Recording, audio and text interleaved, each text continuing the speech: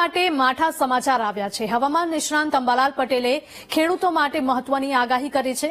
ફેબ્રુઆરીમાં રાજ્યમાં પડશે કમોસમી વરસાદ।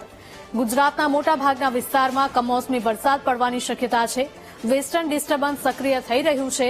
ખેડૂતો પાકના રક્ષણ માટે આગોતરું આયોજન કરે તે જરૂરી છે।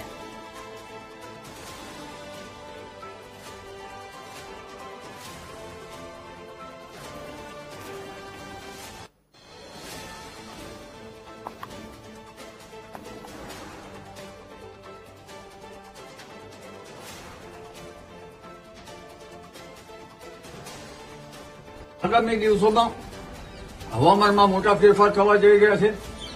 તારીખ 30-31 એક વેસ્ટર્ન ડિસ્ટર્બન્સ આવશે મજબૂત। ગુજરાત સૌરાષ્ટ્રમાં વાદળો આવવાની શક્યતા છે અને લગભગ ફેબ્રુઆરીની શરૂઆત સુધીમાં વાદળો રહેશે, પરંતુ તારીખ 2, 3 અને 4 ફેબ્રુઆરીમાં હવામાનમાં જોવા જઈએ તો માવઠું, કરામ, કેટલાક સ્થળે ગાજવીજ થઈ જેના ઉત્તરીય પર્વતીય પ્રદેશોમાં ભારે હિમવર્ષા, સખ્ત પવનના તોફાનો થવાની શક્યતા છે। જેમાં માવઠા અંગે જોઈએ તો લગભગ દક્ષિણ ગુજરાતના ભાગો, ભાવનગરના ભાગો, સૌરાષ્ટ્રના ભાગો, તેમજ લગભગ વડોદરાના ભાગો, નડિયાદના ભાગો અને આણંદના ભાગો, ખંભાતના ભાગો ઉપરાંત અમદાવાદના ભાગો, ગાંધીનગરના ભાગો, વિરમગામના ભાગો, કલોલના ભાગો અને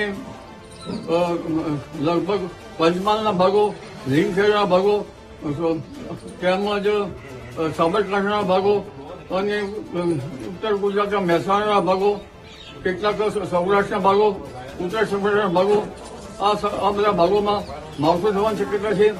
લગભગ ગુજરાતના મહદ ભાગોમાં માવઠું થવાની શક્યતા છે। ગાજવીજ સાથે માવઠું થવાની શક્યતા છે।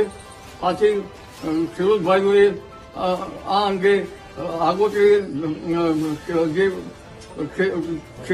ઉભા ખેતી પાકોમાં આગોતરું આયોજન કરવું ઈચ્છે છે અને લગભગ આ કમોસમી વરસાદથી ઘણા પાકોને નુકસાનની ભીતિ રહે, એટલે આગોતરું આયોજન કરી વિષમ હવામાનની વિપરીતતાને ટાળવા માટે ઉઘાડ નીકળી પાક સંરક્ષણના પગલાં લેવા સારા